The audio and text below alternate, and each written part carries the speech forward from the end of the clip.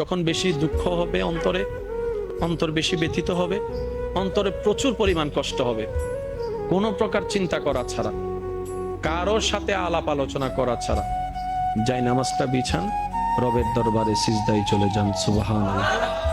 চোখটা বন্ধ করেন, চোখের পানি ছাড়তে থাকেন, মন হালকা হতে থাকবে, সিজদায় রবকে বলতে থাকেন, যা বলার বলতে থাকেন, যেভাবে বলার বলতে থাকেন।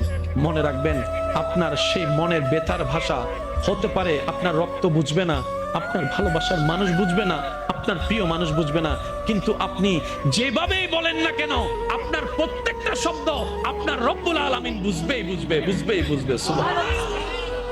আপনি যখন ওনাকে দুঃখের কথা বলবেন, উনি আপনার দুঃখটাকে হালকা করে দিবে। সেই দুঃখের খবর প্রকাশ করে আপনাকে কখনো বেইজ্জত করবে না।